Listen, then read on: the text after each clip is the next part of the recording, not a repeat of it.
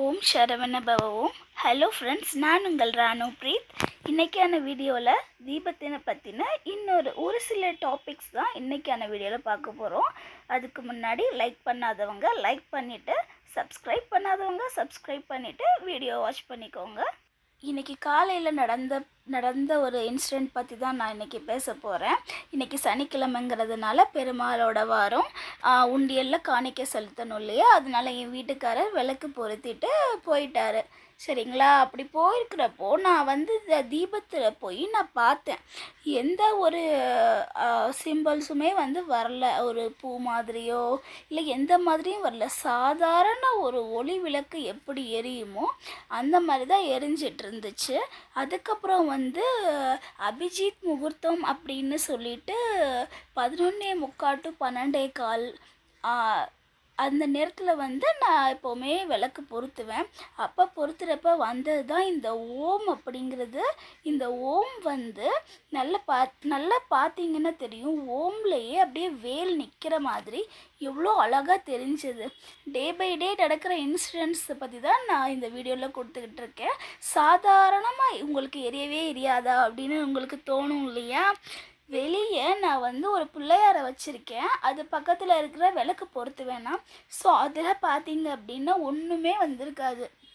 வீட்டுக்குள்ளே முருகர் படம் எங்கே இருக்கோ அந்த இடத்துல நான் பொருத்திகிட்ருக்கேன். அந்த இடத்துல பொருத்தினா மட்டும்தான் முருகரோட அனுகிரகத்தை அவர் கொடுத்து நமக்கு என்னமோ ஒரு மெசேஜ் சொல்ல வர்றாரு. அது நமக்கு எப்போ தெரியுமா? எனக்கு முன் அனுபவம் இருக்குது இதை பற்றி. எப்படின்னா, நான் சின்ன பிள்ளையில் எனக்கு ஒரு இன்சிடெண்ட் நடந்தது. அந்த இன்சிடெண்ட் எனக்கு கிட்டத்தட்ட ஒரு 12 வருஷத்துக்கு அப்புறம் தான் 10 to 12 வருஷத்துக்கு அப்புறம் தான் இதைத்தான் இவர் சொல்ல வந்திருக்காரு அப்படிங்கிறது எனக்கு தெரிய வந்தது. மிராக்கல்ல இதெல்லாம். அதனால் நம்ம புரிஞ்சுக்கிறதுல தான் இருக்குது எல்லாமே. தீபத்தில் அவர் மெசேஜ் தான் கொடுப்பாரு நமக்கு. நம்ம தான் அதை புரிஞ்சுக்கிட்டு எப்படி நம்ம லைஃப்பை நம்ம கொண்டு போகணுமோ அப்படி கொண்டு போகணும். சரிங்களா ஃப்ரெண்ட்ஸ்? இன்றைக்கி வீடியோ உங்களுக்கு பிடிச்சிருக்குன்னு நினைக்கிறேன். பிடிச்சிருந்தா லைக் பண்ணுங்கள், ஷேர் பண்ணுங்கள், சப்ஸ்கிரைப் பண்ணிக்கோங்க.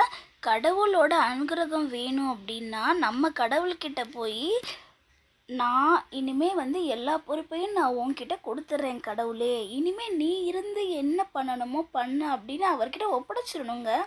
அப்படி ஒப்படைச்சிட்டோன்னு வைங்க, அவர் இருந்து எல்லாத்தையும் பார்த்துக்குவார். ஆனால் என்ன, சோதனைகளை தாண்டி நம்மளை சாதனை பண்ண வைப்பார். அதுதான் நம்ம தமிழ் கடவுளான முருகரோட ட்ரிக்ஸு. ஸோ இந்த வீடியோ உங்களுக்கு கண்டிப்பாக பிடிச்சிருந்தா லைக் பண்ணுங்கள், ஷேர் பண்ணுங்கள், சப்ஸ்கிரைப் பண்ணுங்கள். கமெண்ட்டில் ஓம் சரவண பவ அப்படின்னு சொல்லிட்டு போடுங்க. தேங்க்யூ ஃபார் வாட்சிங் மை வீடியோ. கீப் வாட்சிங்.